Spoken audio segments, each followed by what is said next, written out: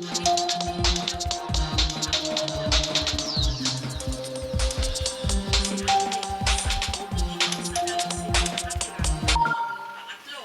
pitong magkakapatid. Buhay namin noon, sobrang hirap. Si mama sa si papa nagtitinda lang sila. Ito yung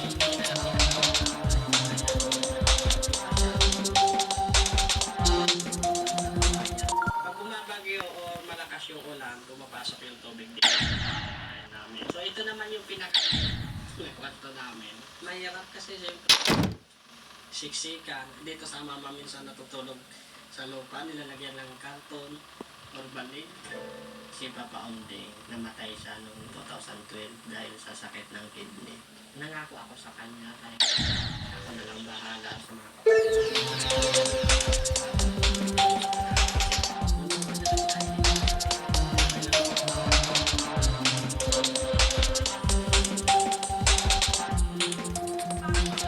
sa nabiyuda nilang ina, ang nooy grade 5 pa lang na si Aldrin tigil sa pag-aaral.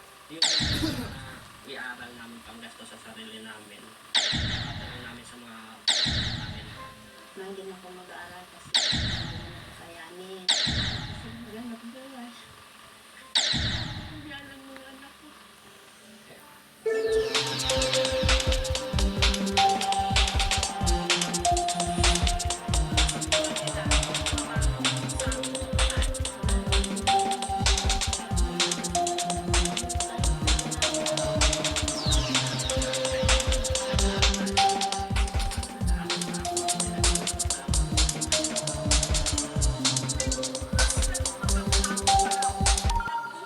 Dumating sa point na pinaampon yung tatlo namin kapatid. Nagkikita sa daan. Pero iba-iba pinitirahan namin. Sabi ko sa sarili ko, ako gagawa ng paraan para makumpleto. Iniwan ang Bicol para magtrabaho bilang kargador. Pinakamataas na nasasahod ko, 15K isang buwan na yun. Pero yung walang oras yun ha. Tumira pa doon sa barak na mag-isa lang. Katabi ko yung aso ko matulog. Siya na lang yung kakwentuhan ko. Mahirap sa malayong lugar. Kapag nagkakasakit niya.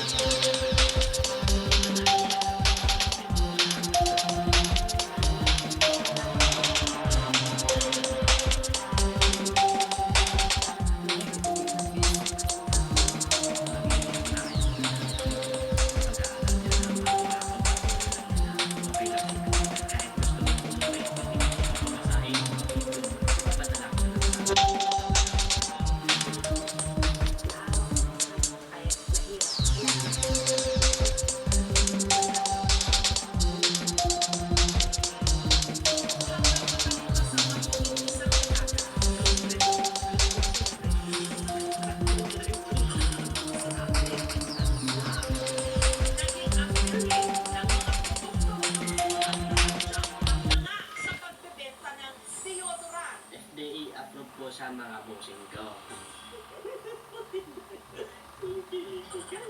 Kumikita na din naman ako ng 6 digit kada buwan. Isa sa mga idol natin na kumikita ng malaki sa kapatid na kapili, si Aldrin. Dami lang nagpapapicture sa akin.